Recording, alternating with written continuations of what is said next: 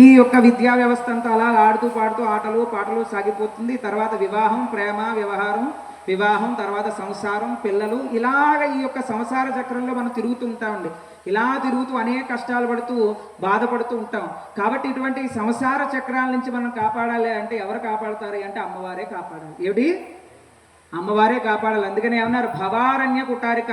ఈ భవారణ్యం అంటే ఏమిటంటే సంసారం అనేటువంటి అరణ్యం. ఇప్పుడు చూడండి, పెద్ద అడవి, చెట్లు మానులు పెరిగిపోయి అనుకోండి, పెద్ద గండ్రగొట్టలు తీసుకుని అరిగితే అవన్నీ పోతాయా లేదా? అలాగే ఈ భవసాగరాన్ని దాటాలి అంటే అమ్మవారు ఈ యొక్క భవారణ్య కుటారిక గండ్రగొట్టలు పుచ్చుకుని వస్తుందంటే మన కష్టాలు తీర్చడానికి. అమ్మవారి యందు మనస్సుని లగ్నం చేస్తే అమ్మవారు మనల్ని పట్టుకుంటుంది.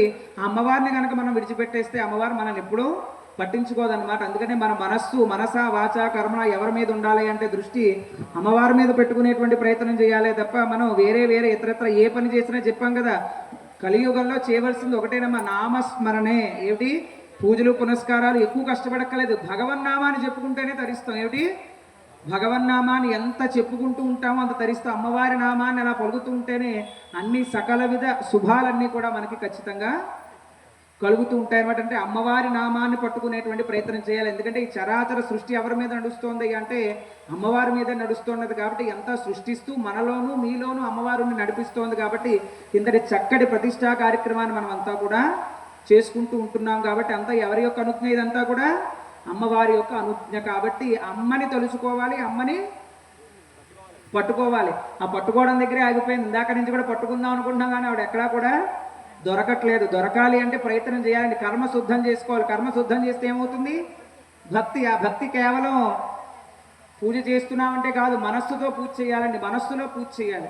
పూర్వం ఒక చిన్న విషయాన్ని చెప్పి నేను విరమిస్తాను. చాలా సమయం అయినట్టుంది. ఎంత అయిందండి? 3:30 అయింది. చాలా సమయం అవుతున్నది కాబట్టి చిన్న విషయం చెప్పి నేను పూర్తి చేస్తాను. పూర్వం మీకు అర్జునుడు తెలుసు కదా, మహాభారతం అర్జునుల వారు.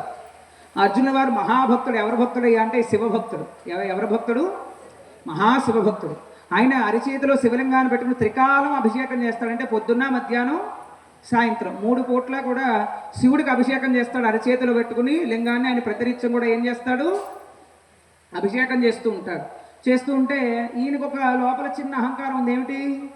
నేనే మహాభక్తుని శివుడి కంటే, శివుడికి నేనే భక్తునికి ఒకళ్ళు లేరు అనేటువంటి చిన్న అహంకారం ఉంది. సరే, అహంకారం ఉంటే మన మహాభారతంలో అక్కడ ఉన్నాడు మహానుభావుడు. ఎవరు? సర్వాంతర్యామి శ్రీకృష్ణ పరమాత్మ. ఎవరు?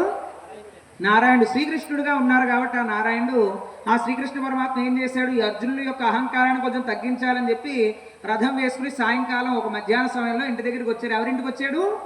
అర్జునుడి వారి ఇంటికి వచ్చాడు. వచ్చిన తర్వాత బావాని పిలిచాడు. బయటకు వచ్చాడు. ఏమయ్యా బావ, ఏమైనా కైలాసానికి వెళుతున్నాను. ఇప్పుడు ఎక్కడికి? కైలాసగిరికి వెళుతున్నాను. నువ్వు ఏమన్నా వస్తావేమిటి అని అడిగాడు. సరే, ఆయనకి ఏమిటి ఇష్టం?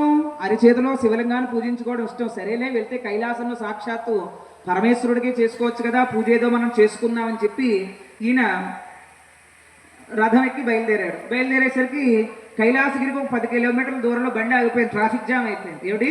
కైలాసానికి వెళ్ళే టైంకి ఏమైంది? పెద్ద ట్రాఫిక్ జామ్ అయిపోయింది. ఇంకా చిత్రాల్లో మీటింగ్ అయితే ఎలాగైతే జనసేన ఆవిర్భావ సభ వల్ల ట్రాఫిక్ జామ్ ఎంత అయిందో అంతకు మించి ట్రాఫిక్ జామ్ పైన అయిపోయింది. ఏమిటి ట్రాఫిక్ జామ్ అయిపోయిందని ఆలోచిస్తే అక్కడ శివుడి యొక్క దూతలు అందరూ కూడా నిర్మాల్యం ఉంది. అక్కడ అంతా చాలా నిర్మాల్యం. పూజ చేసిన తర్వాత దాన్ని ఏమంటామండి? నిర్మాల్యం. దాన్ని అందరూ తొలగిస్తూ ఉన్నారు. తొలగిస్తూ ఉంటే ఈ పక్కన ఈయనకి సమయపాలన ఎక్కువ. ఎవరికి? అర్జునుడికి సమయపాలన ఎక్కువ. సమయం అంటే 12ంటికి పూజ చేయాలంటే 12ంటికే పూజ చేయాలి. సమయం దాటితే ఒప్పుకోడు. అక్కడేమో సమయం దాటిపోతుంది, ఇక్కడేమో కైలాసానికి ఎంట్రన్స్ లేదు. అక్కడ ఏమైంది? మొత్తం నిర్మాల్యంతో నిండిపోయింది. అక్కడ అక్కడ దూతలందరూ కూడా నిర్మాల్యాన్ని అంతా కూడా శుభ్రం చేస్తూ ఉన్నారు. లోపలికి ఎంట్రీ లేదు. ఇక్కడికేమో పూజకి టైం అయిపోతుంది. బాబా చూడంటే ఈయన వెళ్ళాడు. వెళ్తే ఏమండి ఎంతసేపు పడుతుందంటే ఎవరో మహాభక్తుడు బాగా పూజ